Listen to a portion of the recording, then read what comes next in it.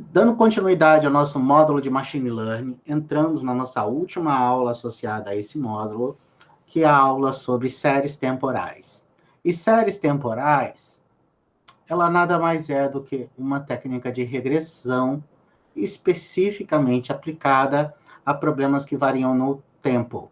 Eu fiquei até num dilema muito razoável de agrupar a aula 18 à frente das aulas de redes neurais, ou depois. Eu acabei colocando depois, poderia ter sido antes, não tem nenhum compromisso com isso, tanto que nós vimos um modelo de série neural na aula de rede neural, de série temporal na aula de rede neural, mas eu acabei colocando nesse tópico nesse momento, e vamos lá então para o nosso último tópico da série de Machine Learning.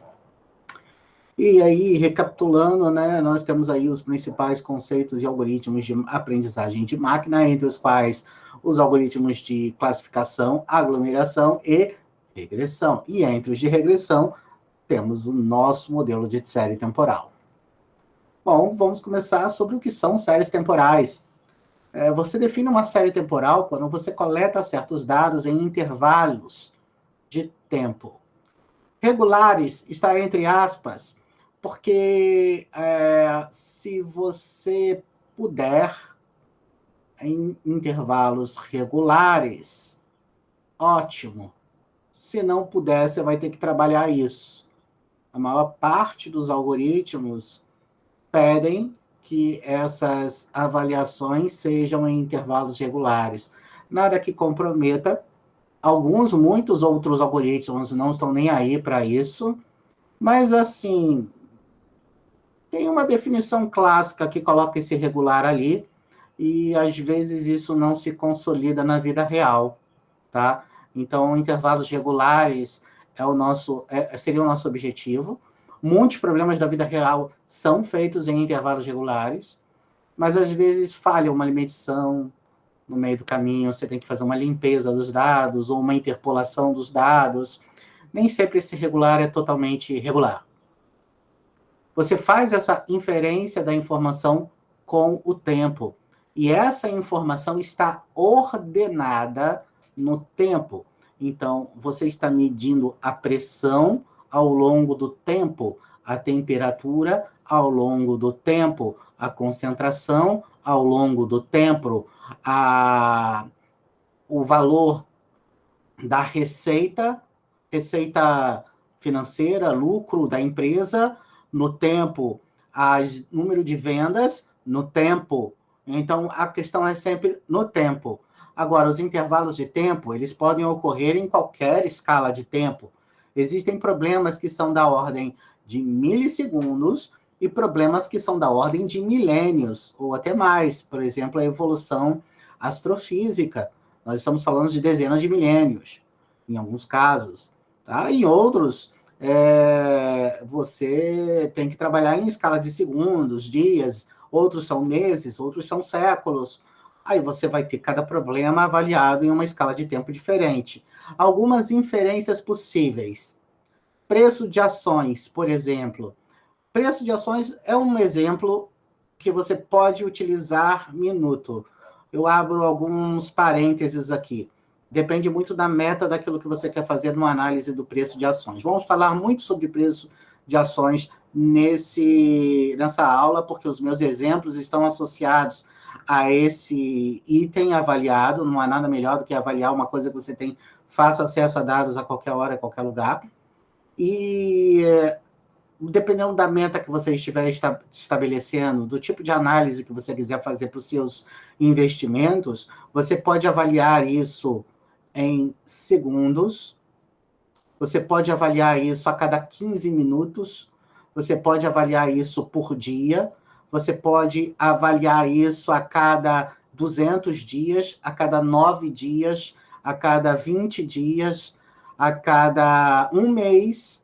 Você pode avaliar isso até mesmo ao longo de uma década. Depende daquilo que você tem como objetivo de avaliar nos preços das ações. Você vai ter uma frequência de observação diferente. Produção agrícola. Normalmente nós falamos em produção agrícola por semestre. Evasão de alunos. Evasão de alunos é normalmente por ciclo. Se você está falando de evasão escolar básica, o ciclo é de 1 ano, então é evasão de alunos por ano. E você pode colocar aqui qualquer coisa que você deseje observar em relação a uma variável de tempo que você deseje ordenar. Qualquer coisa mesmo, tá? Os objetivos. São dois os objetivos principais de uma análise de série temporal. A primeira é compreender os fenômenos. Isso equivale a fazer uma regressão, uma interpolação dos valores que foram inferidos ao longo do tempo. E o segundo objetivo é realizar previsões, ou seja, extrapolar as informações para o futuro. As séries temporais, elas possuem certas características e certos componentes que são observadas em todas as séries temporais. Há diferentes formas, quando você organiza algumas informações ao longo do tempo, você observa diferentes parâmetros de características e componentes. E você tem como componentes principais esses 4 elementos: a tendência, a sazonalidade, o ciclo e o que nós chamaremos de erro ou restante. O que é a tendência? Significa que a variável aumenta ou reduz o seu valor no prazo avaliado. Você tem uma tendência de alta, uma tendência de baixa. O que é sazonalidade? São padrões periódicos que ocorrem em intervalos definidos de tempo. Então, uma função senoidal, por exemplo, ela é uma função com sazonalidade, porque ela sobe, desce, em intervalos regulares de tempo. Regular, assim, existe as avaliações de livros, onde o regular é regular de verdade, e existem as regulares da vida real, né? Na vida real é regular aproximadamente, tá bom? Nada é tão perfeitinho assim na natureza. Senão você nunca vai ver regularidade, sazonalidade. O ciclo. O ciclo, você vai perceber que existe um aumento e uma redução da tendência. Cuidado para não confundir com sazonalidade. Na sazonalidade, aumenta e diminui os valores ao longo do tempo, mas ela pode aumentar e diminuir com uma tendência de alta. Então, você pode observar sazonalidades enquanto a tendência aumenta. Mas, quando você tem um ciclo, você tem uma tendência que aumenta e depois uma tendência que diminui o seu valor, tá? Em intervalos normalmente regulares de tempo. E o erro? Se você pega uma série temporal da vida real, subtrai o que você chamar de tendência, o que você chamar de sazonalidade, o que você chamar de ciclo. Se você classifica elementarmente esses 3 elementos principais e subtrair isso da série real, o que sobra é o que nós chamamos de erro ou restante. Por isso, restante é basicamente ruído da série temporal, uma vez subtraída a tendência, a sazonalidade e o ciclo. Aí nós vemos uma série temporal da vida real. Primeira coisa, quando você olha para uma série temporal da vida real, você pode até nem saber que variável é essa, mas você vai ter que olhar para a escala de tempo. Você vê aqui 2022, você vê aqui 2020, 2021, 2019, 2018, 2017. Então, de junho de 2017 até dezembro de 2022. Como é que eu sei que até dezembro de 2022? É porque fui eu que coletei esses dados. E eu sei que aqui, ó, está da onde eu tirei, 16 de dezembro de 2021, falei do 22, né? Até dezembro de 2021, tá? 2022 está aqui, mas aqui a gente já não chegou, está pertinho dele, né? Nós tiramos essa informação no dia 16 de dezembro de 2021, que foi o dia que eu extraí essa informação, inclusive está a hora UCT aqui, que é o horário universal, tá? -3, ou seja, isso aqui na verdade é o nosso horário local. E aí você observa aqui o gráfico do preço em reais do valor das ações PN de Petrobras. É a Petro 4. É o valor das ações ao longo do tempo, onde começamos aqui em junho de 2016 e terminamos agora em dezembro de 2021, praticamente janeiro de 2022, né? Porque a gente está quase em cima de janeiro de 22. O que você observa? Primeiro que você tem que observar aqui, olha, o valor sobe, o valor desce, valor sobe, o valor desce, sobe, desce, sobe, desce, sobe, desce, sobe, desce, sobe, desce, sobe, desce. Esses elementos, eles definem essas características e componentes. É um pouco difícil você falar sobre qualquer uma daquelas coisas se você não estiver mapeando elas de alguma forma. Eu vou mostrar como você faz esses mapeamentos. Quer dizer, eu vou primeiro mostrar o que é isso aqui, você depois vai voltar lá atrás e vai entender, porque a gente vai continuar o curso. Eu vou te ensinar a fazer média móvel. Isso aqui é uma média móvel. Essa aqui é uma média móvel de 20 dias. Ela mostra em um comportamento geral. Se você não sabe o que é média móvel, aguarda um pouquinho, a gente já vai chegar lá. Mas ela mostra como a variável sobe e desce na média em torno de 20 dias. O que você percebe? Se você pegar uma régua e traçar uma reta daqui até aqui, você percebe que, apesar de descidas e subidas, ela possui uma tendência de alta. Repara que, nesse caso aqui, eu diminuí esse intervalo, né? Eu peguei apenas uma fração desse momento aqui, ó, tá? Esse intervalo aqui de baixo, ó, basicamente, dezembro começa aqui, é de um mês, é 30 dias. De 16 de dezembro, de 16 de novembro a 16 de dezembro. Você percebe ao longo desse tempo aqui, ó, que o valor da variável sobe. Existe uma tendência de subida. Mas isso não impede de que você tenha valores subindo, olha para a curva azul, e valores descendo ao longo destas tendências. Certo?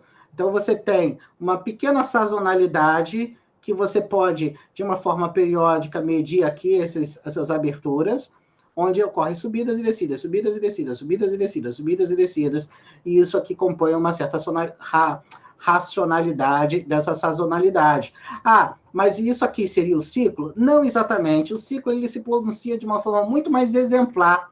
Isso aqui é a mesma ação da Petrobras, só que agora observada nos últimos 20 anos. E aqui você observa o ciclo com muita característica. É a mesma média móvel de 20 dias. Você percebe a subida e a descida. A subida, provavelmente nós estamos começando a ficar nesse ponto aqui, onde nós vamos ter uma descida. E por que eu digo que nós vamos ter? Isso não é mágica, gente.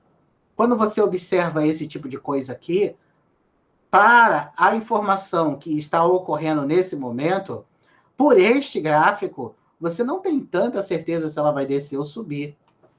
Existem algumas técnicas de análise técnica de comportamento de preços.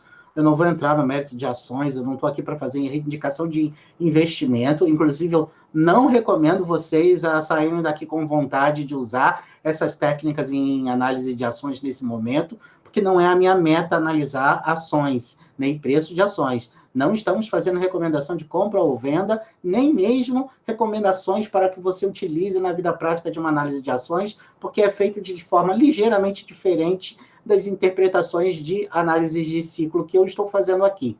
Lá você tem técnicas específicas, elementos específicos, e existe sentido em você procurar analisar os aspectos com certas frequências que eu não estou captando aqui, porque não era o meu objetivo. Eu estou aqui dando uma aula sobre características e componentes, e é só isso. Nesse momento aqui, você não sabe se ele vai descer ou vai subir. Você sabe que a tendência geral desse momento é de subida, mas você não sabe, olhando só para essa figura aqui, ó, se essa subida vai continuar por 20 anos ou se ela vai retornar e descer. Porque nesse momento ela pode fazer isso, como pode descer completamente. Agora, quando você olha para esse gráfico aqui, se assumir que esses ciclos têm tamanhos mais ou menos semelhantes, você estaria mais ou menos nesse ponto aqui.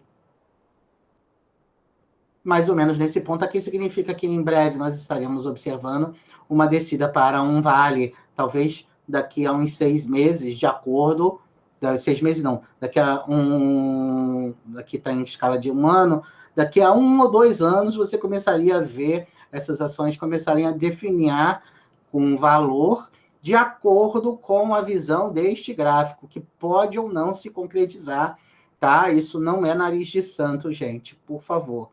Por isso que eu falo que isso aqui não é decisão de investimento. Talvez alguém vendo esse curso daqui a uns 4 anos possa me dizer se nós acertamos ou erramos essa análise sobre o que vai acontecer no futuro. Mas, honestamente, da perspectiva de quem está olhando aqui neste momento, o que importa não é saber o que vai acontecer daqui a 2 ou 3 anos, e muito menos você tentar fazer uma análise de acertar preço de coisa alguma. Tudo pode acontecer, tudo pode ir para qualquer lado, mas as tendências de análise da média móvel de 20 dias ao longo de 20 anos mostram que existem ciclos que são ciclos naturalmente observados em empresas de commodities.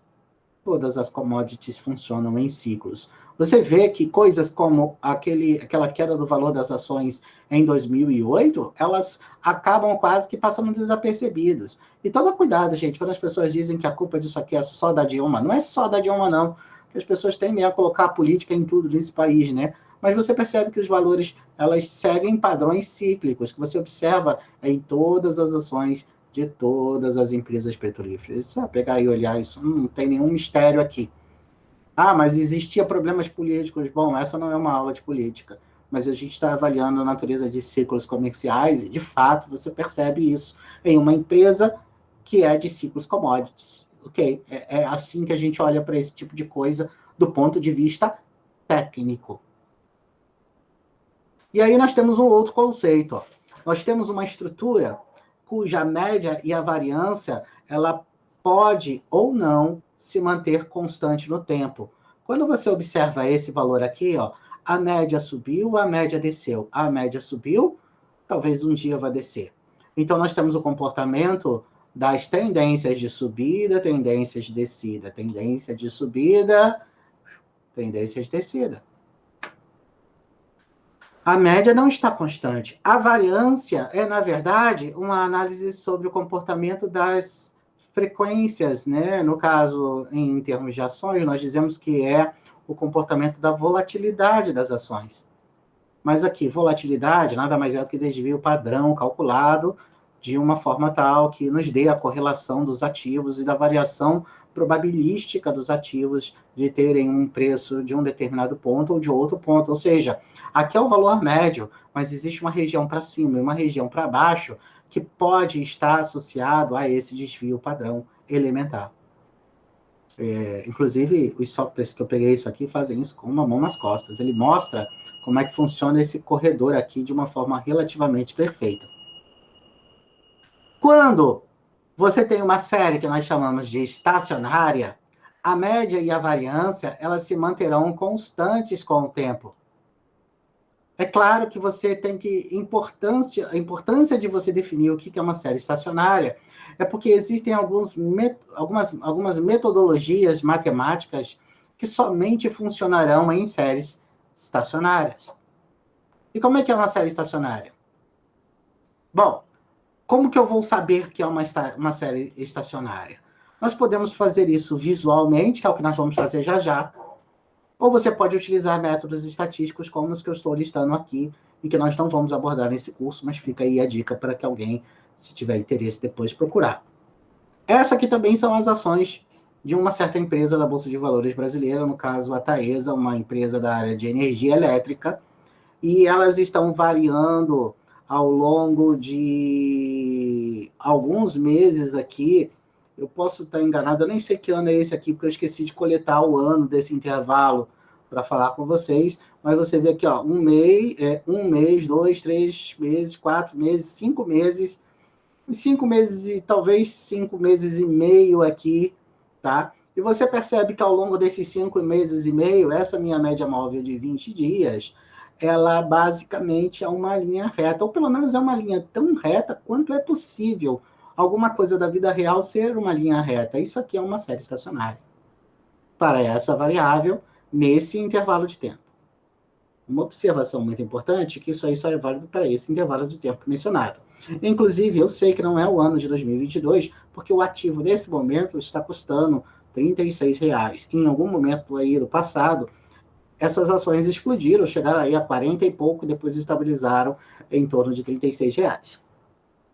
Outra coisa, nós já vimos esse gráfico lá atrás, essa é a ações da Petrobras ao longo dos últimos 30 dias, com essa tendência de alta, com uma média de 20 dias. Agora, eu posso realizar uma média em outras frequências, né? E elas podem acabar me tornando outros valores. O que eu quero dizer com isso? Se eu fizesse uma média de 30 dias aqui, eu teria um único valor aqui, né? Porque se isso aqui é 30 dias, ao longo de 30 dias ele ia fazer uma média de todos esses valores e ia me traçar uma linha reta. Então, a frequência com que você está avaliando a sua média móvel é importante. Então, isso aqui tem uma tendência de alta, é uma série não estacionária, num intervalo de média de 20 dias. Quais os modelos de série temporais que nós temos para utilização? Nós temos modelos que são paramétricos, que possuem números finitos de parâmetros, utilizam o próprio domínio do tempo para fazer essas análises, e esses são os que eu citarei aqui. E nós temos os modelos não paramétricos, que possuem números infinitos de parâmetros, que operam no domínio da frequência, como métodos espectrais e métodos no domínio de Laplace, e outros métodos de análise de alta frequência, que utilizam grandes estruturas estabelecidas. Nós não vamos ver essas técnicas mais sofisticadas e muito importantes da análise de séries temporais. O que nós vamos ver aqui agora, na verdade, nós já vimos modelos de redes neurais, né? As nossas redes neurais recorrentes. Modelos de regressão, gente, eu não vou reprisar, mas basicamente, se você tem uma proposta de como a variável se comporta no tempo, se você tem, por exemplo, uma proposta de como a velocidade se comporta no tempo mediante a um certo campo de aceleração, você escreve esse modelo aqui e pronto, acabou a conversa. Tá? Aquela distância percorrida com o tempo numa velocidade constante é um modelo conhecido, né? S é igual a S0 mais VT. Você consegue fazer um ajuste dessa variável nessa regressão. Então, se você tiver um modelo de regressão, use as técnicas que nós já conhecemos, elas vão funcionar e vão funcionar bem. Agora, nós temos duas técnicas, entre muitas outras, tá? Tem muitas outras técnicas e muitas outras técnicas relevantes. Não estou aqui dizendo que as que não estou sendo... Nem escrevi aqui, né? Mas quando você for lá na aula 1, no módulo 1 de introdução, se eu não me engano, na aula 6, você vai encontrar alguns modelos listados na área de séries temporais, todos eles são relevantes, tá? Mas aqui eu peguei os dois que são mais utilizados dentro do que seriam de metodologias mais tradicionais. O que é a média móvel? A média móvel é um modelo estrutural. Por quê? Você faz o cálculo do valor médio da variável nos últimos N intervalos de tempo considerados. Então, o que você tem de vantagem nisso? Primeiro, é muito simples. Segundo, é excelente para se avaliar tendência. E terceiro, não captura eventos de curtíssimo prazo.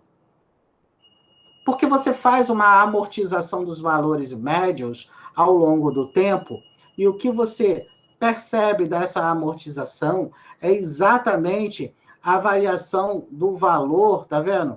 Aqui nós temos duas séries, uma que é a verde, é uma média no valor de 20 dias, então é uma média em 20 dias, é a série verde, você percebe que ela é menos oscilante do que a média que utiliza 9 dias, que é a curva vermelha. A curva vermelha sobe e desce com mais intensidade.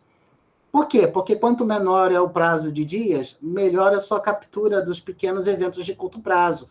Nenhuma dessas duas séries, por exemplo, capturou esse pico aqui. Nenhuma delas capturou esse pico aqui. Nenhuma delas capturou esse vale, ou capturou estes pontos aqui. Elas capturaram o quê? Um vale muito grande. Então, elas indicaram uma queda, mas repara a série verde, ela sequer chega a ficar próxima desse pico aqui. Isso é uma vantagem nessas análises de tendências de longo prazo, porque você captura, de fato, os eventos que estão consolidados como uma coisa que aumenta ou uma coisa que diminui o valor da variável avaliada, no caso aqui, o preço das ações. E elimina as interferências de curtíssimo prazo. Mas é importante você perceber que se você estiver interessado exatamente nos eventos de choque, que são esses eventos de curtíssimo prazo, pode não ser a melhor técnica possível de ser utilizada, porque você está perdendo justamente a característica que você está desejando avaliar. Ele é chamado de um modelo estrutural porque quando você considera os N intervalos de tempo, você, na prática, está carregando uma estrutura, né? Você está carregando o valor. Por que esse valor verde aqui nunca chega aqui embaixo? Porque ele faz uma média desses valores todos aqui nesses intervalos de pico e vale, e ele é um valor aqui no meio, e ele não chega até aqui a parte mais funda deste vale, nem na parte mais altista deste vale. Você fica aqui no meio e ele não captura esses movimentos de curtíssimo prazo. Numa média de 20 dias, você está aqui na curva verde, obviamente. Agora, você está literalmente utilizando uma estrutura deste tamanho, que tem o tamanho de 20 dias ou 9 dias na curva vermelha. Uma coisa importante que você tem quando você escolhe o seu intervalo de análise, aquelas curvas lá atrás foram feitas com essa métrica aqui, né? Valor médio da variável nos últimos N curvos, e a gente avaliou tendências dessa forma, né? Repara que se eu escolher um intervalo muito pequeno, eu tendo a não conseguir enxergar jamais o evento de tendência, né? Eu acabo perdendo os eventos de tendência. Na verdade, você consegue se virar muito melhor quando você avalia, por exemplo, média de 200 dias. Se você for depois fizer uma média de 200 dias, você vai ver exatamente como é a tendência de ações com muito mais clareza até do que essas médias de 20 dias. São as médias de 200 dias que realmente mostram isso. Inclusive, se me permite voltar aqui rapidinho, ó, essa média aqui, eu ia trazer a de 20 dias para representar isso aqui. Vocês iam ver como é que é o comportamento de 200 dias, perdão, para vocês verem esse comportamento aqui. Só que tem um problema, eu não consegui fazer o zoom out dessas variáveis sem causar dano na deformação do gráfico. Mas fica muito mais claro os eventos de ciclo quando você faz média de 200 dias, porque, de fato, você está capturando a tendência. Só que tem uma coisa, né? Você, ao fazer isso, você está eliminando eventos de curtíssimo prazo que existem precedendo aqui e intervalo de tempo. Eu estou achando curioso porque aqui está claro, né, que a curva verde, a única cor que eu tenho aqui é a cor verde, né, e aqui está escrito 20 dias. Mas eu jurava que eu tinha feito 200 dias, e essa era de 200 dias. Mas, enfim, não me parece que tenha sido. Eu tive problemas em imprimir o gráfico, devo ter mudado isso depois. Bom, nós estávamos aqui na nossa média móvel, e o outro modelo que nós temos de interessante são os modelos, no plural, ARIMA. ARIMA é Auto-Regressive Integrated Moving Average. Basicamente, você tem 3 componentes, que são 4. Vou explicar aqui. As variantes são os modelos AR, autorregressiva, o modelo MA, que é a própria média móvel, o modelo ARMA, que basicamente é uma mistura da autorregressiva com a média móvel, e aí você tem 3 componentes, né, que é o AR, o I, que é um parâmetro de integração, e o MA, que é a média móvel. Só que a ARIMA tradicional ela não pode ser aplicada em problemas que permitem sazonalidade. Aí aparece um quarto elemento, que é o S, fazendo SARIMA, que permite a sazonalidade. Então, o que nós fazemos na técnica de ARIMA? É um modelo de autocorrelação e média móvel. Você faz uma parte autorregressiva que utiliza a própria variável alvo para projetá-la a partir da variável do passado. Você tem uma parte que é a média móvel, que utiliza os erros anteriores para realizar uma certa previsão. E existe um parâmetro de integração, normalmente representado pela letra D, que são o número de vezes que ocorrem essas transformações de um elemento para o outro. No caso, por exemplo, quantas vezes você precisa fazer essas transformações para que a sua série original se torne uma série estacionária. Repara que uma série estacionária, ela não, no prazo avaliado, ela não tem sazonalidade, né? Porque a sazonalidade está oscilando, assim, a série estacionária, ela está tudo constantezinha, bonitinha, né? Então, basicamente, você acaba tendo esses três elementos. E aí é uma coisa curiosa, né? Porque o problema é como definir quais são os parâmetros que utilizam em cada uma delas. Felizmente, no R, nós temos um autoarima excepcional. Ele basicamente faz tudo para você, você só precisa chamar um modelo. Vamos ver os nossos exemplos, vamos avaliar 2 casos no R. Então, vamos pular para o R. Nesse caso aqui, em particular, vamos entrar aqui no diretório de séries temporais, abrir o modelo de média móvel. Então, antes de mais nada, esse é um modelo que eu encontrei originalmente em um blog. Eu nem abri para ver se esse blog ainda continua ativo, isso eu copiei há muito tempo atrás. Eu deixei esse comando inicial aqui, ó, porque isso aqui, ó, é um comando que usa para limpar as variáveis do environment. Não tinha nenhuma, né? Então, eu vou criar umazinha aqui, ó, só para você ver aqui, ó. A gente não usa essa vassourinha aqui. Você pode colocar isso no seu código, caso você exija isso, e faz uma RM dele aqui, ela apaga, para evitar que tenha algum lixo para trás.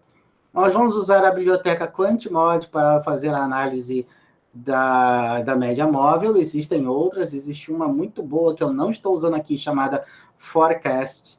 Depois você pode dar uma olhada, tem vídeo no YouTube, tem manuais, tem muita coisa sobre o Forecast. Eu não uso ele, tá? Por isso que eu não estou usando o Forecast aqui, mas ele é um comando, uma biblioteca bem mais robusta do que as que eu estou utilizando aqui, com muito mais recursos, diga-se de passagem. Bom, esse QuantMod já está instalado no meu computador. Ele, obviamente, exige um monte de coisas. Está vendo? Ó, XTS, ZUL. É bem provável que quando você fez a instalação de um, ele fez a instalação de todos os outros.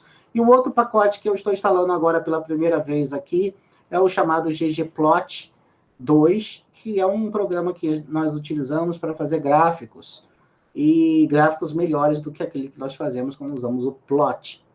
Então, eu vou carregar eles aqui. Nós vamos ter ainda uma aula bem mais na frente de visualizações e uso de gráficos e algumas dicas para esse tipo de coisa.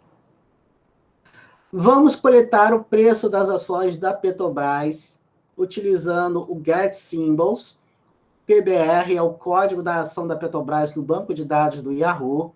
Vamos coletar as informações de 1º de janeiro de 2013 até o intervalo que você quiser. Aqui eu botei 2021, 12 de 01, ou seja, até 1º/12 de 2021.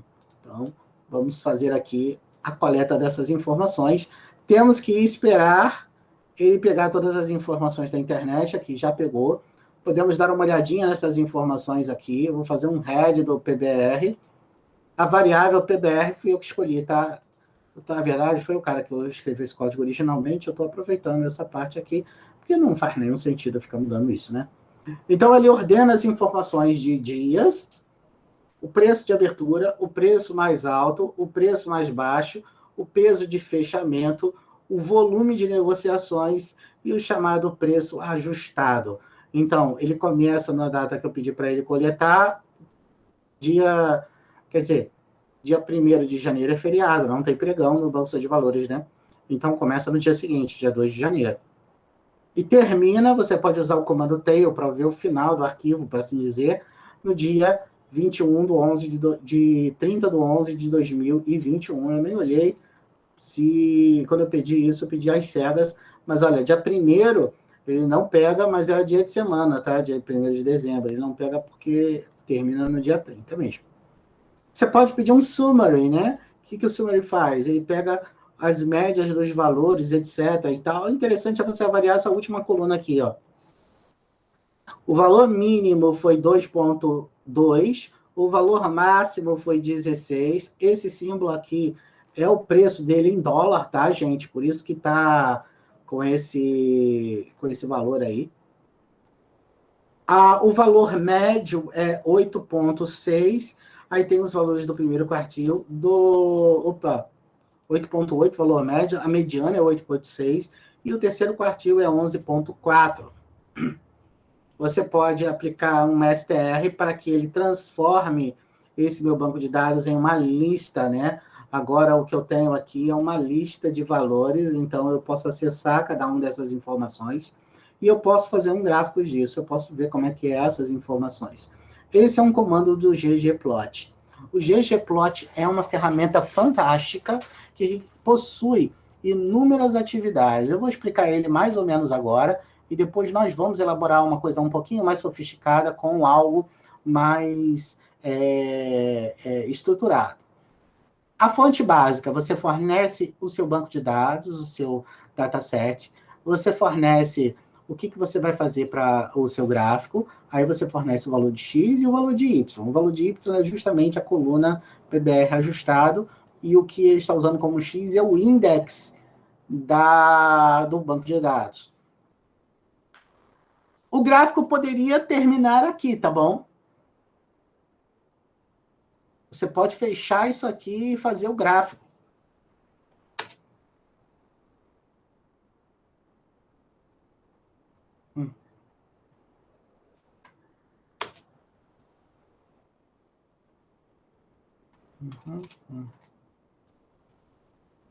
Só tem que tomar cuidado com o fato de que eu tenho que contar os parênteses aqui, né?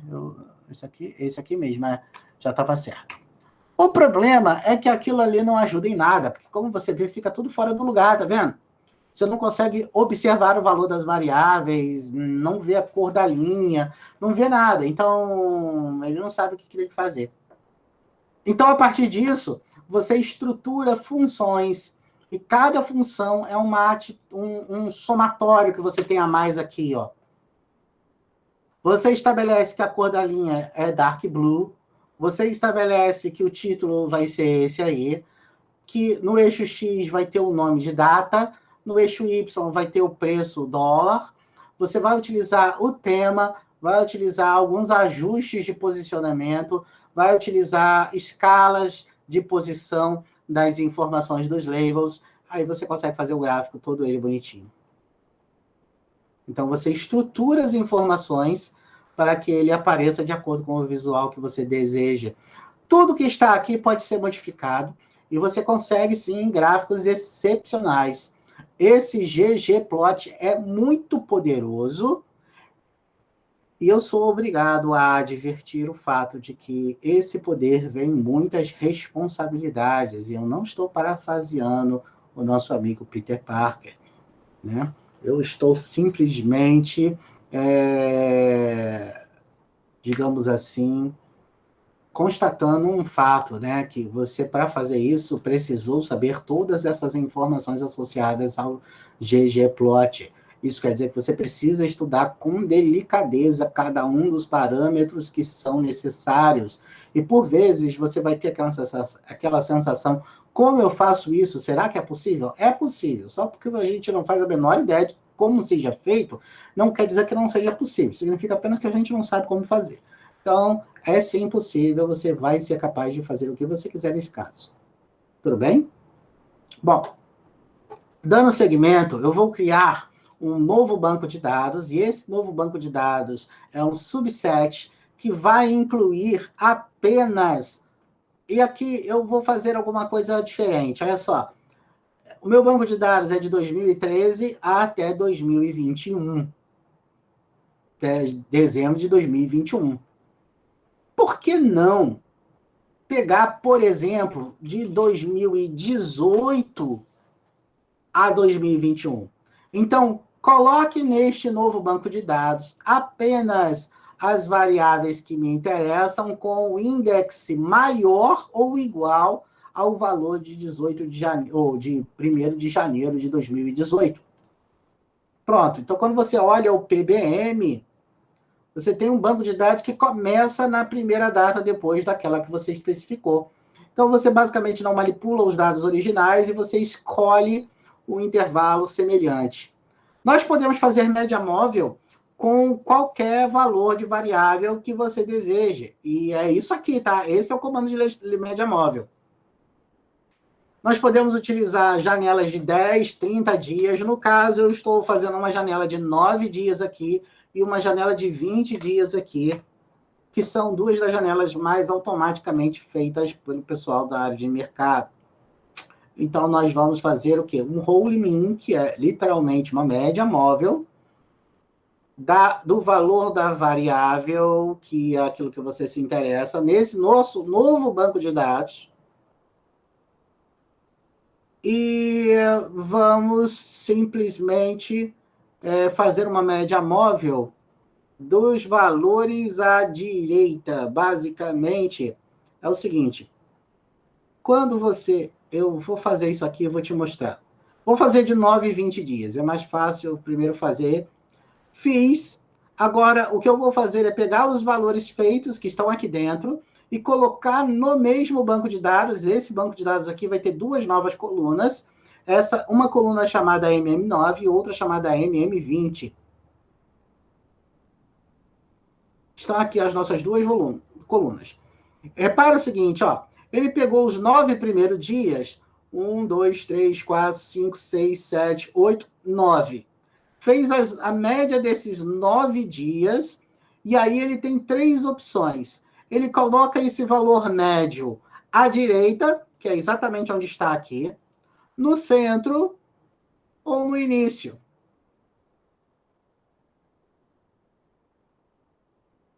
Eu gosto disso aqui. Por quê? Porque você só consegue começar a fazer essa média móvel depois que passaram os primeiros 9 dias. Então, faz sentido você pegar esse valor e dizer que é o valor da primeira elemento de avaliação. Não neste caso aqui. Haverá casos que talvez isso faça sentido, mas nesse aqui, para mim, não faz. E aí, nós podemos agora fazer um gráfico, que é a mesma coisa que nós já estávamos fazendo antes, só que agora é um pouquinho mais sofisticado. Por quê? É o nosso ggplot com a variável x já especificada. Nós temos uma linha com uma cor específica para o valor real, que é esse que está aqui, apenas no intervalo de tempo desse MM, né, desse novo banco de dados, ou seja, começando em 2 de janeiro de 2018. Nós temos uma outra linha com uma cor associada ao MM9 e outra com o MM20. Nós temos o eixo X, o Y, o eixo Y.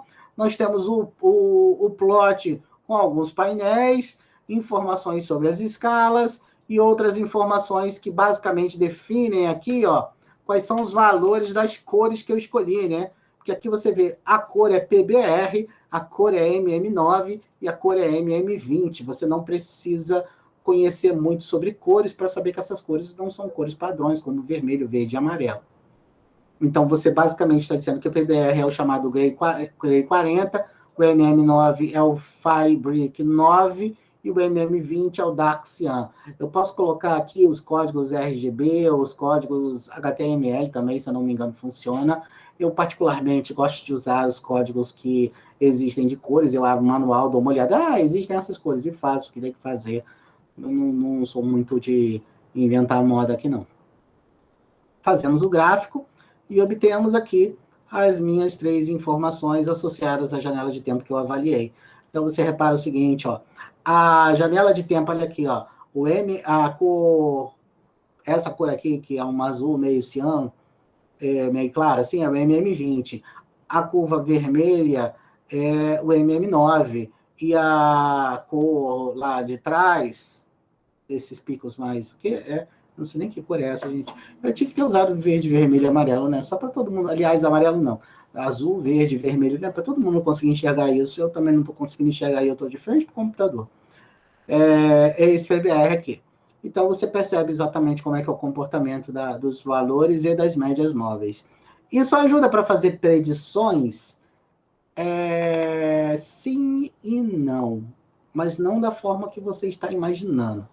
Eu não consigo dizer para você qual é o valor da variável nesse exato momento aqui. Por exemplo, onde está o meu mouse aqui à direita. Olha, eu não sei qual vai ser o valor da variável aqui. Mas eu sei o seguinte, olha. Aqui eu tenho uma tendência de alta, uma tendência de baixa. Eu tinha aqui uma sazonalidade bem específica, tá vendo? E nesse momento aqui, ó, os ciclos, eles ficaram muito mais intensos. Esses ciclos intensos, eles mostram que houve uma variação pequena no valor da variável, dando a entender que você tem aqui uma certa estabilidade da tendência, porque os ciclos ficaram bem pequenos, então é como se tivesse estável isso aqui, né? Pelo menos se você fizer uma média com maior número de dias, por exemplo. Mas há controvérsias, porque você não consegue chegar aqui e dizer que, olha, desse dia 1º de janeiro o valor será $9. Não, você não consegue fazer isso. Tá? Você não consegue fazer isso de jeito algum. E outra coisa, pelo fato de eu estar avaliando agora as minhas informações em dólar, eu posso ter uma característica visual bem diferente da avaliada em reais, né? Especialmente quando você tem, por volta do mês de abril, até um pouquinho antes, mas principalmente aqui por volta de abril, uma alteração brusca do valor do dólar, então você acaba tendo um comportamento, desde 2020, né? Tendo um comportamento alternando do que você está falando aqui. Mas, de qualquer forma, a gente não está aqui fazendo isso para saber se deve ou não investir em Petrobras. Isso definitivamente não é algo que você possa concluir exclusivamente olhando para um gráfico como esse que você está olhando aqui. Existem técnicas de análise gráfica que são utilizadas por pessoas de mercado para fazer trades de curto prazo, que se baseiam nas mesmas ferramentas de inteligência artificial que nós estamos estudando. Sim. Se baseia nas análises de séries temporais que nós nem vamos estudar, como, por exemplo, expansões de Fibonacci e outras coisas? Sim. Mas a forma com que isso é feito não é através de valores preditores. Não é pegando isso aqui e extrapolando essa curva. Nesse exato momento, eu não consigo dizer para você o futuro, mas eu consigo explicar perfeitamente o passado. Eu consigo perceber que você consegue, de fato, perceber ciclos, elementos e tendências de médio e longo prazo. E é isso que você está atrás desse tipo de informação. Média móvel até caiu na graça do povo recentemente, porque é um assunto muito comentado nas TVs devido aos nossos infortúnios associados às variantes Covid e tudo mais, casos, dias e todas as coisas que estão associadas a essa doença que nos atinge nos dias que vivemos atualmente, né? Então, ela se tornou uma coisa bastante interessante de ser comentada do ponto de vista matemático. Né? Mas há uma coisa bastante pertinente na análise que você vê de casos de Covid, por exemplo, eles são sempre eventos que estão retardados, ou seja, está caindo, está caindo. Repara que quando você chegou aqui, ó, deixa eu ver se eu consigo maximizar isso aqui. Quando você chegou nesse ponto aqui, aqui, ó, na verdade, neste ponto aqui, ó, esse ponto tá aqui, ó, na curva azul. Antes desta curva azul começar a perceber que a variável começou a aumentar, ela ainda cai muito e só depois sobe. Isso é uma consequência da forma de analisar séries temporais. Você não pega os picos, não pega os erros, não captura as flutuações provocadas por atrasos de análise de sistemas, mas você retarda a propagação da informação, que justamente pode identificar uma alteração do comportamento geral. tá? Então, a mídia fala muito sobre média móvel hoje em dia, mas alguns dos elementos matemáticos simplesmente não são mostrados. Então, todo mundo tem a sensação que sabe como é que funciona a média móvel, né? Mas não é bem aquilo tudo que eles estão falando, não. Ela é bastante interessante, mas não exatamente como está sendo mostrado. Enfim.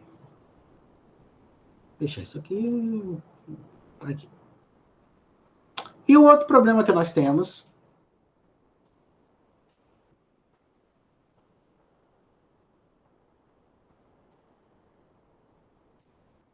é o problema com a ARIMA. Gente, esse aqui eu estou usando o Forecast. Tem dezenas de fontes sobre esta informação. Fique à vontade. Já está instalado. Vou utilizar esse banco de dados aqui. Nem lembro o que esse banco de dados é. Uma série. Uso da internet. Vou fazer um plot. Repara que eu estou fazendo um plot bem diferente. Estou pegando meu banco de dados e mandando para o plot. Está aqui. É um plot. Olha só. Vou fazer a previsão. Olha aqui, ó. É isso mesmo, gente. É tudo automático. Você não precisa falar nada. Ele pega esse negócio, ele escolhe qual é o modelo, ele faz o melhor ajuste, ele aplica e ele usa e ele te dá a previsão, ele te diz até qual é o modelo aqui. É tudo automatizado, tá vendo? Não tem que fazer nada. Quero um pouquinho mais de controle. Vamos fazer o ARIMA. Vamos ter certeza que ele usou o ARIMA. Então, você primeiro, ó, vamos fazer um alto ARIMA, porque ele precisa descobrir quais são os parâmetros, né? Então, eu vou fazer um alto ARIMA. E aí eu vou fazer uma previsão do modelo. Vou colocar o modelo aqui, né? E aí, tá vendo essas regiões aqui, ó? Vou maximizar, ó. Regiões, tem a linha azul, que é a previsão futura. Nós temos essa sombra aqui, e nós temos essa sombra mais clara. Essas regiões são as regiões de confiança. Então, o padrão dele tem um valor. Eu quero forçar agora, ó, 95% de confiança, uma zona de 65% de confiança e uma zona de 15% de confiança. Já fiz, vou fazer o gráfico. Aqui, ó. Essa zona mais escura é a de 95% de confiança. Perdoe-me, é a de 15% de confiança. Por quê? Porque ele tem mais certeza de que ele vai estar dentro dessa faixa, a maior, do que a que está dentro, né? Então, a que está dentro é sempre a mais justinha, né? Então, aqui é o menor valor. Então, 15% de confiança de estar dentro dessa região escura, 65% de confiança de estar aqui e 95% de confiança de estar nesta faixa maior. Repare que quanto mais você se afasta do ponto inicial, maior a sua variabilidade. Portanto, modelos de previsão, eles são relativamente interessantes para avaliar poucas frequências à frente do ponto onde você está historicamente. Se você for muito à frente, você se perde por completo. Porque aqui você não tem confiança nenhuma. Então, mas se você está aqui no valor 100 e você pergunta qual é o valor no 101, poxa, essa variação aqui não é nada tão significativa assim. É razoavelmente aceitável você ter essa margem de erro aqui nessa base da predição. Mas aqui, né, aqui basicamente ele está te dizendo que pode ser o dobro ou pode ser a metade, isso não diz nada, tá bom? É claro que você pode colocar junto com esse gráfico aqui, ó, os valores das faces interpoladas, né? Isso aqui, ó, é somente a região da previsão. Eu quero colocar junto com esse gráfico agora o valor da parte anterior, né? Então, aqui nós temos, ó, com uma curva azul, interpolou o passado para chegar aqui e fazer a predição para o futuro. E aí eu vou fazer o seguinte, eu acabei esquecendo, mas eu não posso deletar esse banco de dados aqui da minha média móvel, tá? Eu vou refazer ele aqui. Por que eu disse que eu acabei esquecendo? É porque eu vou fazer esse mesmo problema aqui. Eu vou fazer esse problema aqui para vocês verem como ele estrutura estas informações. Eu estou pegando esse mesmo banco de dados aqui, estou usando esta coluna 6, e vou usar esta coluna 6 para utilizar o ARIMA, e fazer uma previsão sobre o futuro. Então, é só essas... Olha só, eu só estou usando 3 linhas porque eu não quis fazer tudo numa só. É muito simples usar essa ferramenta porque ela está bem implementada e robusta. Mas, por favor, né, não vamos assumir que isso seja tudo, né? Aí, ó, tá vendo aqui, ó? Olha só o que ele consegue me dizer. Ele consegue me dizer essa regiãozinha aqui só, olha. Eu pedi para ele me dar apenas a região, ó, com 5%, ó, com 5% de confiança, ou melhor dizendo, aqui é a fase de erro, né? Então, apenas com 5% de erro, né? Na verdade, se você falar assim, isso aqui não é intervalo de confiança, fica até estranho, né? Vamos dizer assim. É o valor médio, mais ou menos 15% de erro, mais ou menos 65% de erro, mais ou menos 95% de confiança, por assim dizer, do erro, mais ou menos confiança, né? Então, basicamente, aquele é o intervalo de 95% de confiança, 65% de confiança e 15% de confiança, não erro. Aqui é por 5%, então, assim, eu queria o valor mais confiável possível, né? Então, ele me dá aqui um valorzinho, sim. Então, basicamente, ele está me dizendo que vai estar aqui nessa faixazinha de preço.